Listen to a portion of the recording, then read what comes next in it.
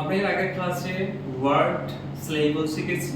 এই ক্লাসে grammar class যেটা আছে, এখানে আমাদের যে গ্রামার ক্লাস আছে এই সেই ক্লাসে আমরা শিখব।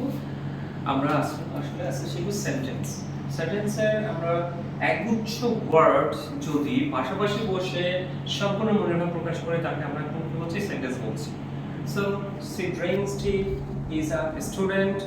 এই ধরনের যে অনেকগুলো ওয়ার্ড পাশাপাশি বসে মনের ভাবটা প্রকাশ করেছে, যে কারণে এটাকে আমরা সেন্টেন্স বলছি। তো সেন্টেন্স আমরা সবাইগুলো বুঝি, জানি। আপনার আরো এটা নিয়ে বেশি সময় ব্যয় করছি না। আমরা সাবজেক্ট, প্রেডিকেট, অবজেক্ট, এক্সটেনশন এই অংশগুলো কিভাবে আমরা চিনব সেটা নিয়ে আমরা একটু সময় ব্যয় করব। আমরা সাবজেক্ট সম্পর্কে বলি। সাবজেক্ট আর প্রেডিকেট এই দুটো অংশ আগে আমাদেরকে বুঝতে হবে। সাবজেক্ট এবং প্রেডিকেট আমি একটু লিখে আপনাদেরকে দেখাই যে সাবজেক্ট একটা বললাম হি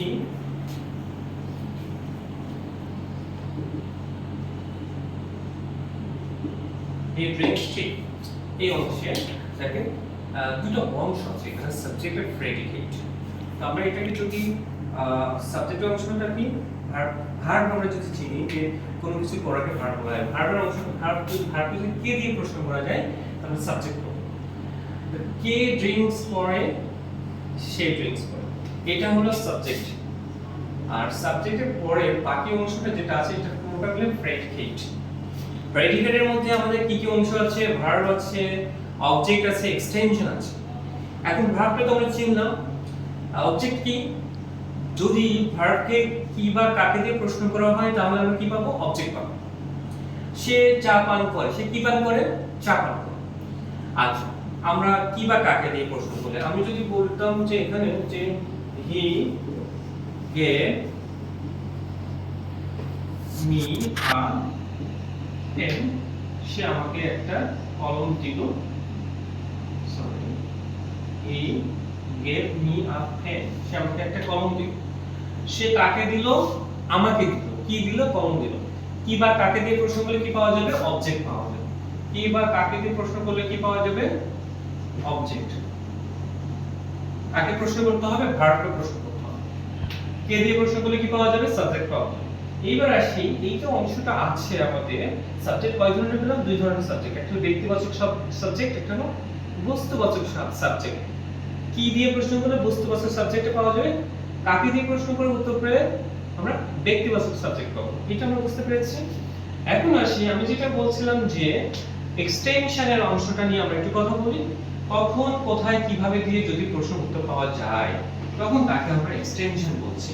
আমরা এই সেন্টেন্সটা দিয়ে আমরা এই সেন্টেন্সটা একটু বাড়ানোর চেষ্টা করি আর কি। সে চা পান করে। কোথায় পান করে? in a tea stall,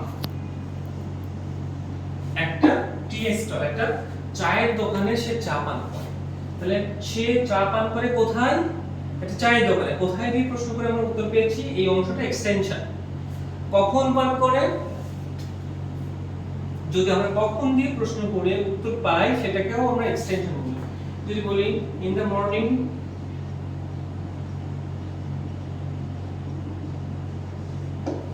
তাহলে এই যে ইন দ্য মর্নিং কখন? সকালে, এই অংশটাও এক্সটেনশন। সো আমরা এক্সটেনশনটা চেনা খুবই দরকার। কেন দরকার? আমরা যখন ভয়েস চেঞ্জ করতে চাইবো তখন আমরা অবজেক্ট আর এক্সটেনশন মিলাই ফেলি, গুলাই ফেলি। আমরা যখন বড় হব, পরে যখন আমরা ভয়েস চেঞ্জ করতে যাব তখন দেখবো যে এক্সটেনশন আমি না চিনতে পারলে ভয়েস চেঞ্জ করতে পারছি না। আমি অবজেক্ট যদি না চিনি আর এক্সটেনশন যদি আলাদা না করতে পারি, আমি কিন্তু ভয়েস চেঞ্জ অবশ্যই আমি কিন্তু কি করব? আমি কিন্তু ভুল করে ফেলবো। দেখা গেল ইন দ্য মর্নিংটাকে সাবজেক্টে নিয়ে এসে আমরা ভয়েস চেঞ্জ করে ফেলছে। সো এক্সটেনশনটা চিন্তা হবে। এক্সটেনশনটা কিভাবে চিনবো? কখন, কোথায়, কিভাবে দিয়ে প্রশ্ন যদি উত্তর পাওয়া যায় সেটা এক্সটেনশন। কি বা কাকে দিয়ে প্রশ্ন উত্তর পাওয়া গেলে সেটা হলো অবজেক্ট।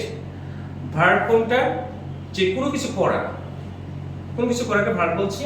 ভার্বকে যদি কে দিয়ে প্রশ্ন করেন তাহলে সেটা সাবজেক্ট পাওয়া যাবে। আশা করি ক্লাসটা আপনারা বুঝতে পেরেছেন। আমরা আজকের ক্লাসটা কি ছিল? Subject, predicate.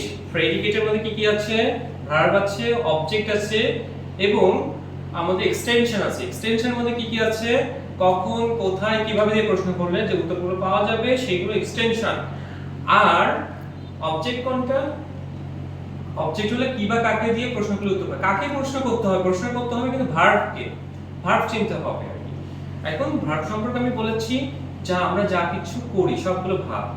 যেমন আমি কথা বলছি, কথা বলা একটা ক্রিয়া, আপনারা শুনছেন শোনা একটা ক্রিয়া, আমি হাত নাড়াচ্ছি হাত নাড়ানো একটা ক্রিয়া, আমি দাঁড়িয়ে আছি দাঁড়িয়ে থাকা একটা ক্রিয়া, আপনারা বসে আছেন বসে থাকা একটা ক্রিয়া, ফ্যান বন্ধ আছে বন্ধ থাকা একটা ক্রিয়া, এসি চলছে চলা একটা ক্রিয়া, স্ক্রিন চলছে চলা একটা ক্রিয়া, আমি আঁকছি আঁকা একটা ক্রিয়া, আমি লিখছি লেখা একটা ক্রিয়া, আমি পড়ছি পড়া একটা ক্রিয়া।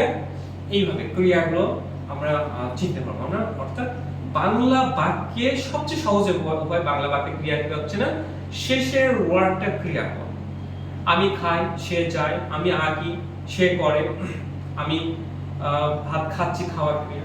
আশা করি এই ব্যাপারটা আপনারা বুঝতে পেরেছেন। আমাদের আজকের ক্লাসটা এতটুকুই। সবাই ভালো থাকবেন, সুস্থ থাকবেন।